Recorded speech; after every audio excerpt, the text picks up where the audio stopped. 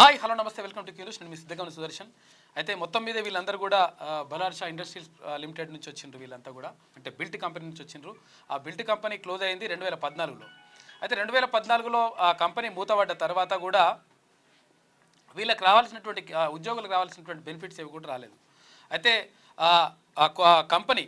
Company ఏం చేసిందంటే యాజమాన్యం 69 కోట్ల రూపాయలు రిలీజ్ చేసినట్టుగా చెప్తా ఉన్నారు. అయితే దీంట్లో ఏమైందంటే ఇక్కడ 6 ఉద్యోగ సంఘాలు ఉన్నాయి. ఈ 6 ఉద్యోగ సంఘాల నుంచి ఒక్కొక్క సంఘం నుంచి ఇద్దరు నేతలు జేఏసీ జాయింట్ యాక్షన్ కమిటీగా ఏర్పడ్డారు. 12 మంది ప్రతినిధులుగా ఉన్నారు. ఈ ప్రతినిధులుగా ఉన్న వాళ్ళని మేనేజ్ చేసేసి వీళ్ళు ఏంటంటే అసలు యాక్చువల్గా మీ తరఫున కొట్లాడతాం, మీ తరఫున అన్నీ చేస్తాం, మనకు బెనిఫిట్స్ రావాలి అట్లా ఇట్లా అని చెప్పేసి ఫస్ట్ చెప్పిందట. చెప్పేసి 12 మంది ఆ కంపెనీ యాజమాన్యంతో కుమ్మక్కైపోయి మొత్తం కూడా వీళ్ళకు అంటే ఉద్యోగులందరికీ రావాల్సినటువంటి బెనిఫిట్స్ ఏవి రాకుండా మొత్తం కథం చేసింది అనేటువంటిది వీళ్ళు చెప్తున్నటువంటి ఆరోపణ. అసలు ఏం జరిగింది, ఏం కథ అయిందో వాళ్ళని అడిగే తెలుసుకుందాం. చెప్పండి, ఏమైంది? మాకు ఎన్సెల్టీ ఎక్కడుంది ఈ కంపెనీ? ఎక్కడుంది? Kamalapuram AP rayons unit, Ballarpur industry. ఇది 2014లో బంద్ అయింది. 2014లో బంద్ అయింది. బంద్ అయిన కానీ ఎందుకు బంద్ చేసిండ్రు? కస్టమర్ ఒక్కడే ఉన్నాడు అని మార్కెటింగ్ లేదని చెప్పేసి సాకుతోటి బంద్ చేసిండ్రు. కానీ దీనికి సూత్రధారి గర్కపాటి. ఏం తయారైతుంది? ఇలా పల్పు తయారవుతుంది. ఆ పల్పు నుండి క్లాత్ తయారవుతుంది, దారం తయారవుతుంది, స్టాంప్ పేపర్లు తయారవుతాయి, రైమన్ క్లాత్ కూడా తయారవుతుంది. 4-5 రకాలుగా ఈ పల్పును ఉపయోగించుకునే వాళ్ళు ఉంచుకొని దానికి ఒక 30 సంవత్సరాల అగ్రిమెంటు నాగ్దా కంపెనీతో ఒప్పందం చేసుకున్నారు. ఆ ఒప్పందం తీరిపోయిన తర్వాత దీన్ని కొలాప్స్ చేయడానికి ముఖ్య సూత్రధారి ఎవరంటే గర్కపాటి మోహన్ రావు. ఈ మహానుభావుడు ఏం చేసిందంటే ఈ తెలంగాణ మూమెంటు ఊవెత్తున లేచి అలజడి జరుగుతుంది. ఆయన యాక్చువల్గా వలసవాది. ఇక్కడ ఉన్న ఈ వరంగల్ జిల్లాలో ఉన్న ఏకైక పెద్ద కంపెనీ రేయాన్స్ ఫ్యాక్టరీ. అది ఇండియాలో పల్పు ఉత్పత్తిలో 2వది రేయన్ గ్రేడ్లో. అలాంటి కంపెనీకి కర్ర కాంట్రాక్టర్గా సప్లైగా ఉండేవాడు.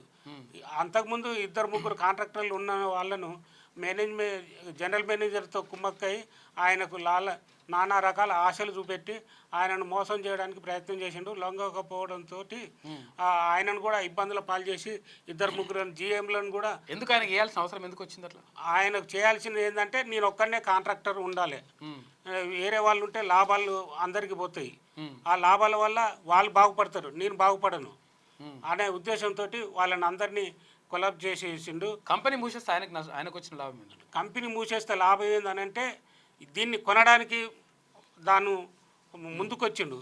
అయితే ఓనరు ఇవ్వడానికి సిద్ధంగా లేని పక్షంలో దీన్ని కొలాబ్ చేస్తే నాశనం అయిపోతుంది. దీనివల్ల నేను చెడిపోవడం కాదు, ఈ కార్మికులు కూడా చెడిపోవాలి, ఈ ప్రాంతం అభివృద్ధి నష్టం పోవాలి అనే ఆలోచనతోటే తను చేసిన ఆలోచన ప్రకారం దాన్ని నాశనం చేసి పడేసి 2014లో క్లోజ్ చేసిండ్రు. చేసిన తర్వాత తను కర్ర కాంట్రాక్టర్ ఉన్నప్పుడు మాకు ఈ సైజు కర్ర రావాలి, ఈ సైజు పుల్లలు తెచ్చేవాడు. ఏం కర్ర? సర్వే జమాయిలు, ఈ 4-5 రకాల కర్రలు వచ్చే దాంట్లో కొన్ని మొట్లు కూడా లారీల ట్రాన్స్పోర్ట్ వచ్చేది. అవి ఎక్కువ ఆంధ్ర నుండే వచ్చేది. ఆంధ్ర ట్రాన్స్పోర్ట్ లారీ వాళ్ళు డ్రైవర్లు వాళ్ళే వచ్చే రా మెటీరియల్ కూడా ఆంధ్ర నుండే ఎక్కువ వచ్చేది. తమిళనాడు, బెంగళూరు, కర్ణాటక, మన మహారాష్ట్ర 4-5 రాష్ట్రాల నుండి వచ్చేది. ఒక 4-5 సంవత్సరాలు అస్సాం నుండి కూడా దిగుమతి చేసుకున్నాం. అస్సాం నుండి మూసేసిన తర్వాత ఏం జరిగింది? ఏం పరిణామాలు జరిగింది? మూసేసిన తర్వాత మాకు రావాల్సిన బెనిఫిట్స్ ఏమి ఇవ్వకుండా మా జేఏసీ నాయకులు పిన్కిస్టోడు 20 వరకు అగ్రిమెంట్ చేసుకున్నానని మాకు వచ్చి చెప్పారు. చెప్పిన తర్వాత 15 వరకే, ఇప్పుడు మేము అడిగితే ఏమంటున్నారంటే 15 వరకే అగ్రిమెంట్ చేశాము, ఆ తర్వాత అగ్రిమెంట్ లేదు అని అంటున్నారు. మరి మీరు మాకు వచ్చి చెప్పింది ఏంది? 20 జనవరి 17 తారీఖు నాడు ఒప్పందం చేసుకున్నాం, మనం అప్పటి వరకు పిఎఫ్ రావాలి, గ్రాడ్యుయేట్ రావాలి, జీతాలు రావాలి అని చెప్పిండ్రు.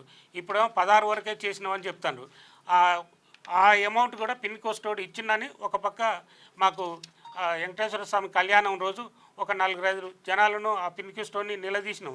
తీస్తే మీకు రూపాయి ఇస్తే వాళ్ళు మీకు 2 పైసలే ఇచ్చారు, మిగతా 98 పైసలు మీ మేనేజ్మెంట్ తిన్నదా, మీ జేఏసీ నాయకులు తిన్నారా, మాకు సంబంధం లేదని అట్లెట్లుంటుంది సార్ అని అంటే మీరు కళ్ళు మూసుకున్నారు కాబట్టి వాళ్ళు ఆ విధంగానే చేసిండ్రు, దానికి మా సంబంధం లేదు. ఎన్ని కోట్లు రిలీజ్ అయినాయి అంటే ఎన్ని కోట్లు ఇచ్చింది మీకు? మాకు మొత్తము ఈ బుక్లో ఉన్నది 122 కోట్లకు మేము సబ్మిట్ చేశాము. ఓకే, మాకు ఇచ్చింది 79 కోట్ల 90 లక్షలే. ఆ 79 కోట్లలో ఒక 9 కోట్లే మాకు ఇచ్చారు. ఇంకా 70 కోట్లు ఎవరి సమక్షంలో ఉన్నాయి, ఎక్కడ ఉన్నాయి, ఎవరి పర్యవేక్షణలో దాచిపడి ఉన్నది కూడా మాకు ఇంతవరకు చెప్పాలనుకుంటున్నారు. ఎవరి దగ్గర ఉన్నాయి అనుకుంటున్నారు? మేము అనుకునేది ఏంటంటే మా జేఏసీ నాయకులు, మా మేనేజ్మెంట్ తరపు నుండి కేశవరెడ్డి అని డీజీఎం ఉన్నాడు, వీళ్ళు ఇద్దరి సమక్షంలోనే ఉన్నాయి.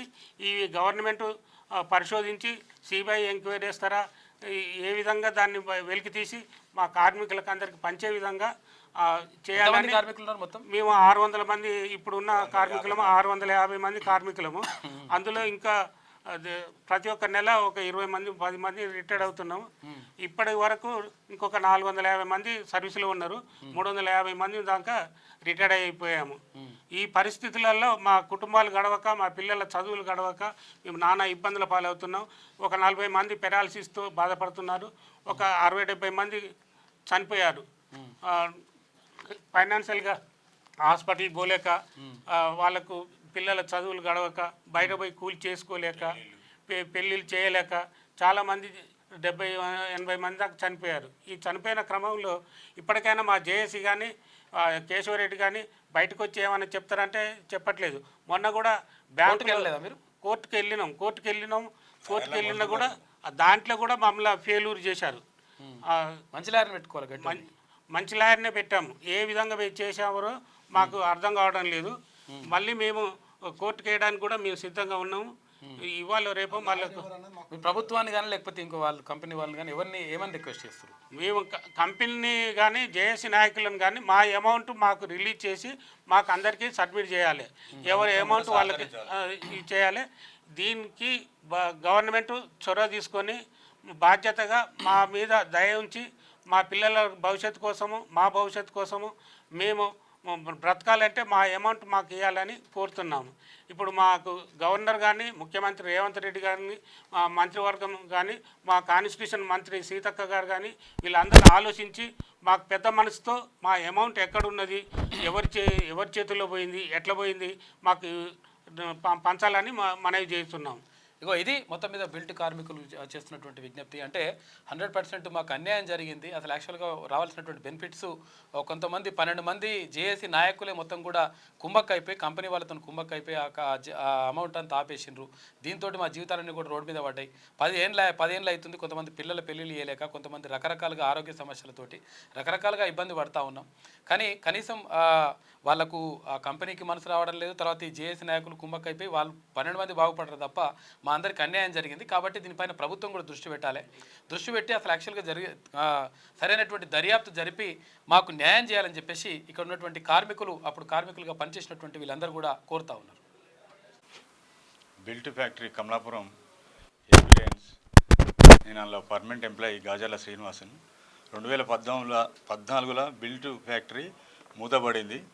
అప్పటి నుండి కార్మికులు అందరం కలిసి, జేఏసీ నాయకులు కలిసి ఎన్నో ఉద్యమాలు, అన్ని కార్యక్రమాలు చేసాం.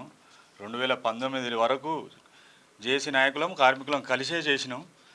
2019 వచ్చేసరికి వాళ్ళు జేఏసీ వాళ్ళు మా మీద బాగా ఒత్తిడి వస్తుంది, మీ వల్ల మాకు వచ్చేది ఏం లేదు, మేము జేఏసీగా రద్దు చేసుకుంటాం అని చెప్పి ఒక లెటరు 13/11/2019 ఉదయం 11 గంటలకు జరిగిన షిఫ్ట్ మీటింగ్ నందు కార్మికులు బిల్టు భవిష్యత్తుపై అన్ని సమాధానాలు చర్చించి కార్మికులకు చెప్పి జేఏసీ రద్దు చేసుకుంటాను అని చెప్పి ఒక 3 పేపర్లు కాపీ రాసి 12 మంది 6 unions, BILT joint action committee 6 unions 12 మంది జేఏసీ నాయకులు ఈ యూనియన్ను రద్దు చేస్తున్నాం, ఇది BILT workers joint action committee రద్దయిందని చెప్పి అందరు సంతకాలు పెట్టారు, ఒప్పుకున్నారు.